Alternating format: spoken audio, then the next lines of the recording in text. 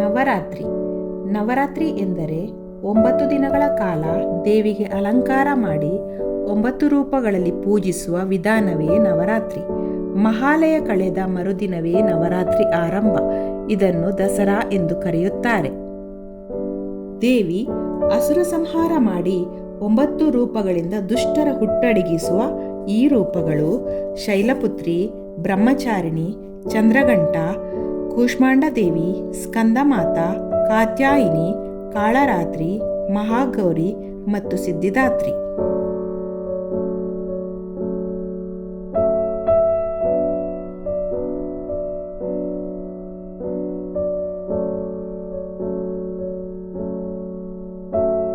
ಆದಿಶಕ್ತಿ.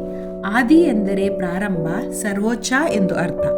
ಆದಿಪರಾಶಕ್ತಿ ಇಡೀ ಬ್ರಹ್ಮಾಂಡದ ಮೂಲವಾಗಿದ್ದಾಳೆ.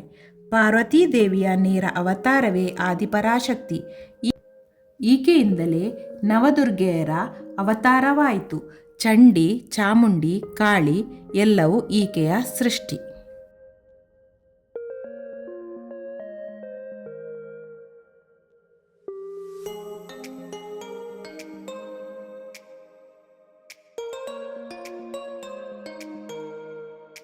ಶೈಲಪುತ್ರಿ. ಈಕೆ ಪರ್ವತರಾಜನ ಮಗಳು, ಮಾತೃದೇವತೆ. ನವರಾತ್ರಿಯ ಪ್ರಥಮ ದಿನ ಪೂಜಿಸಲ್ಪಡುವ ಈಕೆ ಸತಿದೇವಿಯ ಪುನರ್ಜನ್ಮ. ಈಕೆಯ ಆಯುಧ ತ್ರಿಶೂಲ, ಕೋಲು, ವಾಹನ ಎತ್ತು. ದಕ್ಷ ಯಜ್ಞಕ್ಕೆ ಯೋಗಾಗ್ನಿಯಿಂದ ಭಸ್ಮವಾದ ದಕ್ಷ ಪ್ರಜಾಪತಿಯ ಮಗಳು.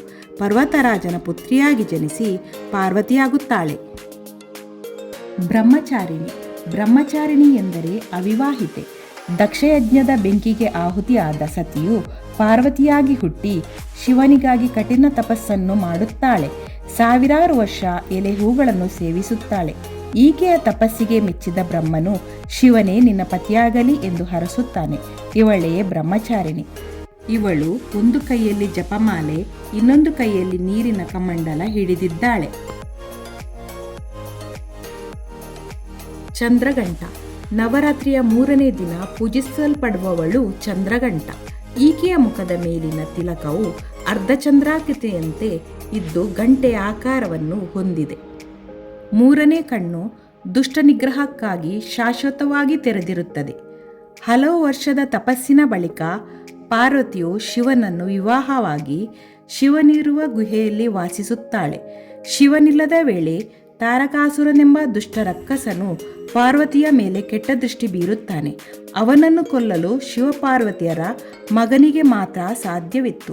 ಅದಕ್ಕಾಗಿ ಅವನು ಜತುಕಾಸುರ ಎಂಬ ಬಾವಲಿಯ ರಾಕ್ಷಸನನ್ನು ಸೃಷ್ಟಿಸುತ್ತಾನೆ. ಬಾವಲಿಗಳ ಸೈನ್ಯವು ಇವರ ಮೇಲೆ ದಾಳಿ ಇಟ್ಟಾಗ ಶಿವನು ತಪೋನಿರತನಾಗಿದ್ದನು. ರಕ್ಕಸ ಬಾವಲಿಗಳ ರೆಕ್ಕೆಯಿಂದ ಆಕಾಶವನ್ನೇ ಮುಚ್ಚಿಸಿದನು. ಎಲ್ಲೂ ಕತ್ತಲೆ. ನಂದಿಯೂ ಕಾಣಸಿಗಲಿಲ್ಲ. ಶಿವಗಣಗಳು ಭಯಭೀತಿಯಿಂದ ನಡುಗುತ್ತಿದ್ದಾರೆ. ಆಗ ಚಂದ್ರನು ಪಾರ್ವತಿಯ ಹಣೆಯ ಮೇಲೆ ನಿಂತು ಬೆಳಕು ನೀಡಿದನು. ಪಾರ್ವತಿಯು ಗಂಟೆಯನ್ನು ತಂದು ರಣರಂಗದಲ್ಲಿ ಮೊಳಗಿಸಿ ಭಯಂಕರ ರೂಪಿಯಾಗಿ ಈ ರಕ್ಕಸನನ್ನು ಸಂಹಾರ ಮಾಡಿದಳು. ಹಾಗೆ ಇವಳ ಹೆಸರು ಚಂದ್ರಘಂಟಾ ಎಂದು ಪ್ರಸಿದ್ಧಿ ಪಡೆಯಿತು. ತೋಳಗಳೇ ಇವಳ ವಾಹನ.